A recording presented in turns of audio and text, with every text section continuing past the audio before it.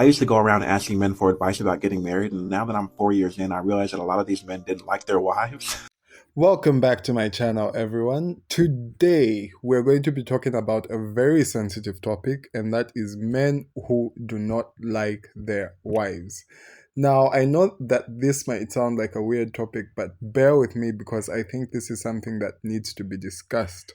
So, grab a cup of coffee, get comfortable, and let's dive in. I'll play a stitch of videos for you, and I'll join you guys with my 2 cents on the other side. Let's dive in. I used to go around asking men for advice about getting married, and now that I'm 4 years in, I realize that a lot of these men didn't like their wives. After I posted that video, this comment read, "Can you talk more about liking your wife?" So many men seem to generally dislike and seem to be annoyed by women. They love but don't like. What I've both seen and learned as I've grown is that men will marry women who serve them even if they don't like them. That's how patriarchy conditions them. For example, if you ask a cis man what he likes about his partner, he'll soon begin listing the ways in which she serves him. You know what I mean? Like, I think society conditions men to not like women. Like, you love them, you feel a sense of duty towards them, you get one and you take care of them because that's what men do, we're taught. And you're hearing your whole life from church, the men in your life, the media, that women talk too much, they don't listen, they're disagreeable, they're emotional. Cis men tend to like other men in non-romantic ways. They like being around their guys and spending time with them, and sometimes these men talk to each other about how much they don't like their wives. But men will marry women who serve them, who are submissive and obedient and who know their place. Because as I've said, in the eyes of patriarchy, there can be no relationship without control. All liking someone is feeling attraction towards them or taking pleasure in them, delighting in them. Like, I like my wife, I like talking to her and being around her. Even if we're not doing stuff together, I feel better knowing that we're occupying the same space. I like her laugh and the way she speaks. Sometimes I just like watching her exist. Something about it fills me up, inspires me, reminds me. Like, she's my person, my favorite person. Seeing her makes me feel happy and safe. Yes, we're people that argue. Sometimes we annoy each other. But because we like each other, it doesn't take long for either of us to begin a resolution. Because who wants to not be talking to someone they actually like for the sake of pride? Thank you for watching, and like and follow for more content.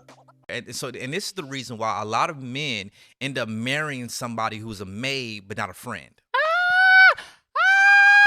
Bro, I'm gonna throw some your way, and I want you to answer that. This is the reason why she's washing your clothes. She's doing everything that you want her to do, but you don't want to talk to her. She easily irritates you because you don't even like her. That's what I want to get to. Thank you for going there. You don't even like her. Bro, I've talked to several married men who told me that they don't like their wives. I asked them, well, are you at least friends with your wife? They're like, friends? I bet they do. I bet they do everything for them, though.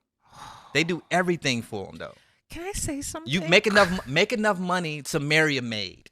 I mean, to hire a maid. I mean, and then marry a friend, right? Wow. If you want, if that's what you want, and so what you really want is somebody to cater to your egos, And your brokenness. your brokenness, Yeah. because you didn't get that to Jesus. Woo. Go ahead. Go, sis. Can I say Yeah. something?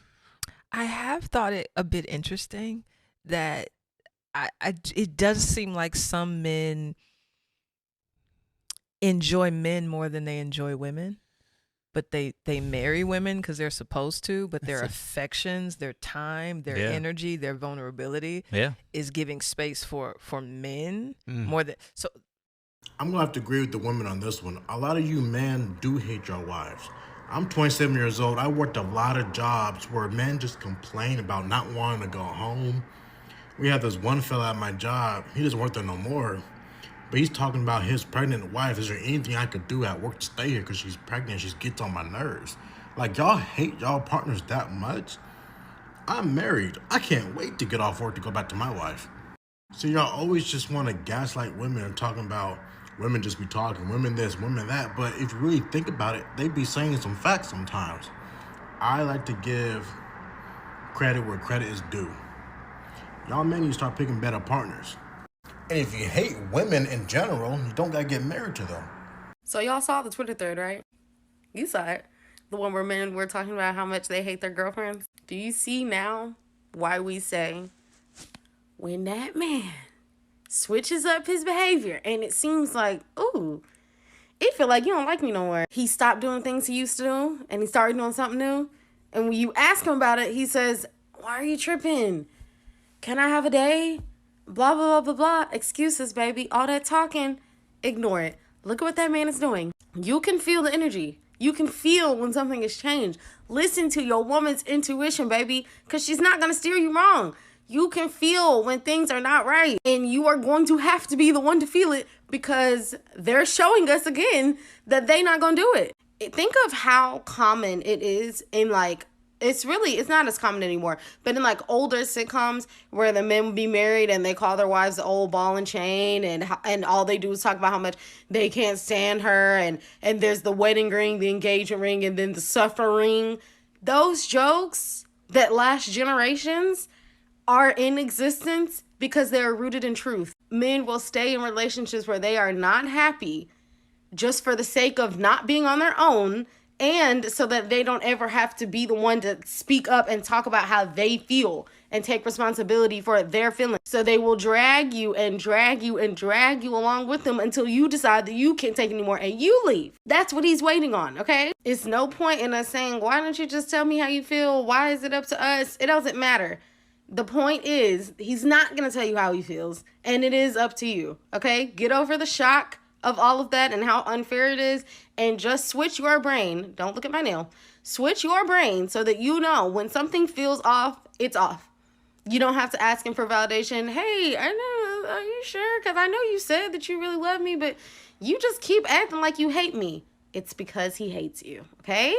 Okay. I just saw this video where this girl was talking about how men genuinely don't like women, and I 100% get that. And I used to not think this way. Like, I used to just think of people like on an even playing field. I thought that men had the same like feelings towards us that we had towards them, and like relationships were reciprocal and they wanted the same things as us. And I've been in 2 long-term relationships, and they were both very abusive, and I just thought that I picked wrong. Like, I just thought I picked the bad apples. Like, the general population was good, and I just got the 2 bad ones. And now I have someone who genuinely is good. Like, I think that has a lot to do with he's from California. He's very progressive, pro-women, like feminist, whatever. And whenever I describe the situations with my exes, he's like, it sounds like they didn't even like you. Like, they sound like they straight up hated you. And I'm like, yeah. Okay, now before we get started, I want to make something very clear. I was having a similar conversation with my friends the other day, yeah? And there was this big debate to say everything the men that explained in the video attributed to a man being gay. But that's not the case. What it means basically is men genuinely enjoy the company of other men as opposed to the company of women. That's why they open up to their fellow men. They want to spend time with their fellow men. If you think of it, this is where the famous quote of, oh, I've gone to chill with the boys comes from. So, yeah. Question is, for the women, how can you tell if a man truly loves you? Here are some tips and tricks you can look out for. First of all, pay attention to how he treats you. Does he make an effort to listen to you, to support you, and to make you happy? The second thing you should look out for is, does he pay attention to how he talks to you? Does he speak highly of you, or does he criticize you in front of others? And energy never lies. You can clearly tell when someone is just being with you for the mere sake of being with you, as opposed to someone being actually there because they really want to be there, right? The third thing is, does he pay attention to how he prioritizes you? Does he make time for you, or does he always put other things first? If you're not a priority in his life, then he's just basically with you to meet the expectations of society. The fourth thing is, pay attention to how he shows affection. Does he show physical affection like hugs and kisses, or does he only show affection through words? Is he into public display of affection? Is he proud to walk with you publicly and hold your hand? How does he introduce you when he is around his people? Fifthly, pay attention to how he handles conflict. Does he get defensive and dismissive, or does he listen to your concerns and try to find a solution? You can observe this through a man that basically hates confrontation. For some reason, he just avoids confrontation, and he avoids confrontation, and he avoids accountability. He's not accountable for his actions. That's how you know that you're not worth being in his life. You're just there for being. You're just there for functionality, rather. So these are just a few things to look out for. But the most important thing is to pay attention to how you feel around him. Do you feel loved? Do you feel supported? Do you feel valued? Or do you feel ignored, dismissed, and unappreciated?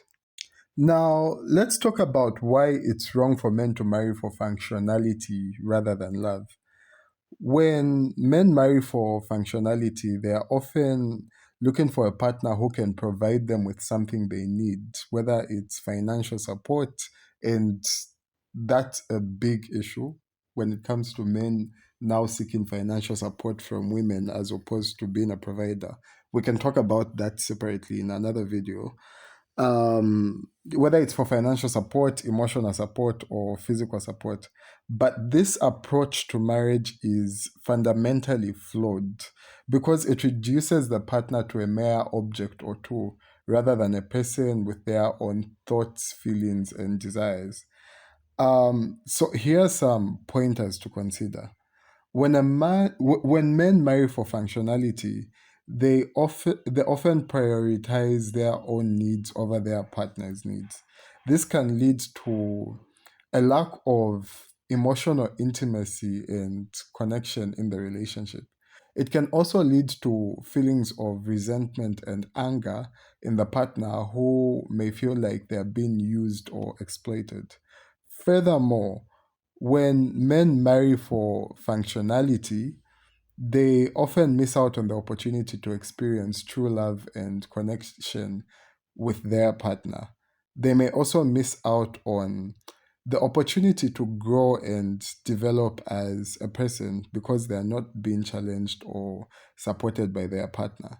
So, why do men marry for functionality? Sometimes it's because they are looking for a sense of security or stability, or sometimes it's because they are trying to fulfill societal expectations or pressures.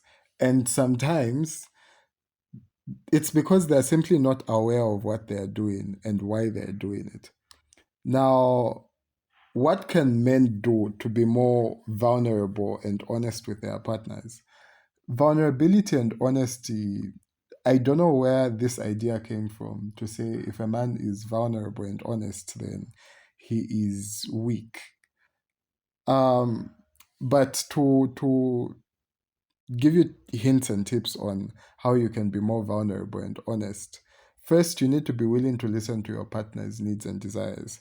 This means you have to create a safe space and a supportive space where your partner feels comfortable opening up and sharing their thoughts and feelings without feeling like they are being judged or like they are being dismissed. Secondly, men need to be willing to be vulnerable and open with themselves. This means you have to share your own thoughts and feelings and your desires with your partner, and you have to be willing to be vulnerable and exposed. In addition to that, men need to be willing to take responsibility for their actions and emotions. So this means acknowledging that they've made a mistake and they are taking steps to make it right. It also means being aware of their own emotions and their needs and communicating those needs clearly and respectfully to their partner. So by doing these things, men can build trust, intimacy, and connection with their partners and create a stronger and a healthier relationship. So that brings me to the end of my reaction towards this topic. Thank you to everyone that has taken the time to watch this video. I hope this video has been helpful and informative. And remember, relationships are a two-way street, and it takes effort and commitment from both partners to make them work. So if you're a man who's struggling to be more vulnerable and honest with your partner, I encourage you to take the first step and start communicating openly and honestly. And if you're a woman who's struggling to spot if a man truly loves you, I encourage you to pay attention to how he treats you, how he talks about you, and how he prioritizes you. On that note, don't forget to like, comment, and subscribe to my channel for more content like this. And if you have any stories or experiences you would like to share, please leave them in the comments below. I would love to hear from you and hear about your own experiences with relationships and love. Thanks again for watching, and I'll see you in the next video. From me, it's goodbye.